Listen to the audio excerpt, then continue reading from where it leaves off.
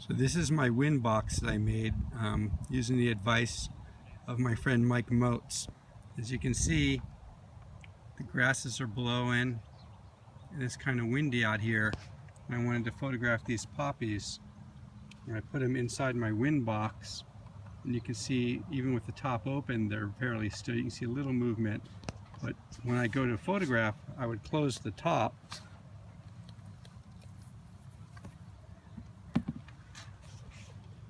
and then you photograph from inside here, and you can see how still the flowers are, and the wind actually just picked up a little bit. Then I also carry around a background if I want to have a blue sky behind my poppies. What I do is open up the top, and I printed a picture of a blue sky, and I can just put that here in my box. And sorry, I'm doing this with one hand and filming with the other. To get the idea, I close the top, and now when I photograph the poppies, they're against the blue sky. And of course, I'd move the background to cover the one on the left if that's what I want to do. So with my macro lens, I'm photographing from a distance like here, and I'm photographing inside this wind box on a bright, day, but it's kind of windy outside, and it's stopping my subjects from blowing around. And the nice thing about this design is that it all folds up, and I can just very easily carry it away. So here's the wind box all folded up and ready to be carried away. So quite a little handy device if you're working on macro stuff, especially outside on a windy day. I made mine out of a frosted diffused glass, which is a little different than what Mike suggests in his video, but I find it works good because this way it gives me the diffuser without having to carry something else.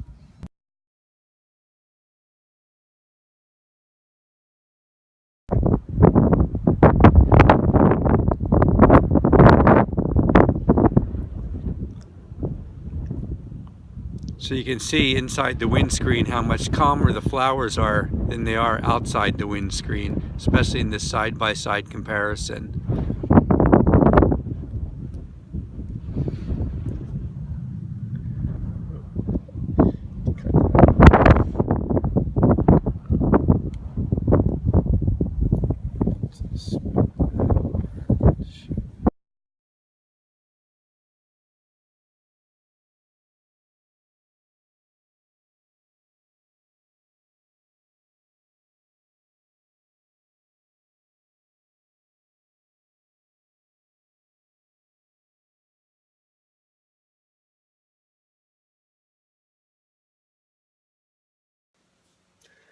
I showed you the still pictures of my macro setup. I just thought I'd make this little video to show you what the different parts are. So this would be like a typical setup that I would use for shooting close-ups of flowers. I'd shown you the windscreen, and that's another video. You'll learn how to make that windscreen if you're interested by watching Mike Moats' video. But I'm just going to show you the parts that I have here that make up my macro settings, or my macro setup. So I've got my camera, and I'm just using a 180 macro lens here. This happens to be a Tamron macro lens, and it has the tripod collar. So that allows me to put the camera mounted here on my pie pan on my vacuum pod with a Kirk extension rail in my Really Right Stuff ball head. And then from here, by just turning the tripod collar, I can go from horizontal to vertical. Actually, I have to rearrange my tripod a little bit to go horizontal. But there you see I can switch to horizontal and vertical quite easily. It'd be a lot easier if I didn't have that big L bracket on. If you don't have a tripod collar on your macro lens, then you wouldn't be using the extension rail here. You would just have your tripod head mounted on the vacuum pod on the pie pan, and you'd be going from your camera and turning it over, or if you have an L bracket, going vertical and horizontal with the L bracket. So the next piece besides the macro lens, as I mentioned, I have an extension bracket here, And on the extension bracket, I put a Arca Swiss plate here because I have Arca Swiss tripods and tripod heads and things of that sort. And then my next pieces, it's my Really Right Stuff ball head. And the Really Right Stuff ball head is, I have a reverse plate underneath here on the bottom, which is an Arca Swiss clamp that I screwed onto the bottom of my Arca Swiss plate, and then I can just put it right onto my VacuPod quite easily. And then on my tripod itself, I have a plate that's like the top of the VacuPod that's on my tripod, so I can go quickly with my ball head from my VacuPod to my tripod without having to unscrew anything or take it on or off. So the next piece is that VacuPod that I'm talking about. And this is a suction device that has a tilt top. So I loosen this and I can put the tilt top on. You can mount any tripod head that you own on the VacuPod. You just move the handle out of the way, make it a little looser. You can see I can go up and down. So this is really handy for not only doing your macro work like this, mounted onto this metal pie pan, but it's also great for working with long lenses. You can mount this to a car window, and I'll just mount it back on again.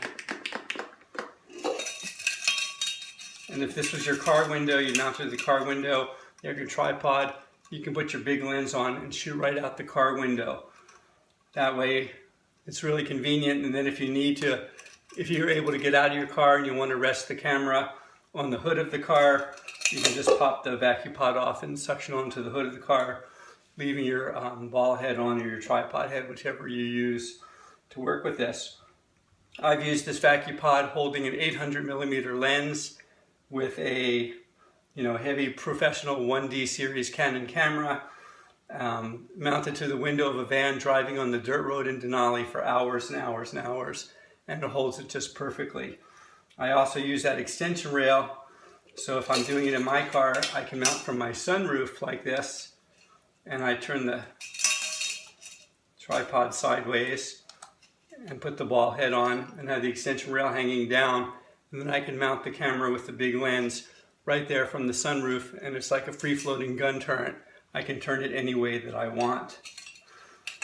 The VacuPods are available at vacupod.com, vacu-pod.com, and I'll have all that information on the blog here.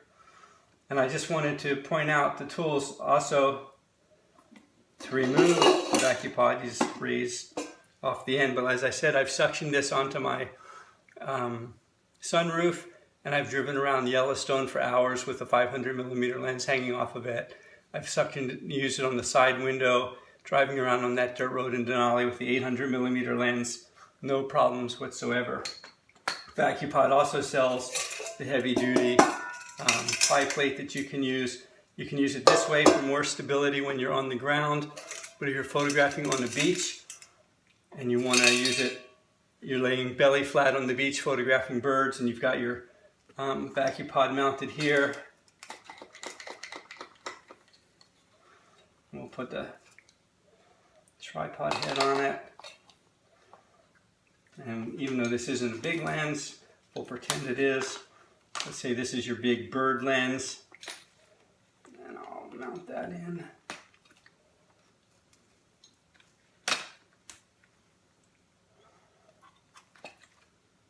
Tighten this, tighten that. And then you're laying flat on the belly photographing shorebirds, and you just need to scooch along. You can just push this along the sand as well. So I've used it for all those different purposes. So it works great for macro, it works great for wildlife photography, and it works great on the beach. Lots of different ways in the car, all those kind of things. So sorry you can't see my head, but you can hear my voice, and I just wanted to show you the setup that I use for macro.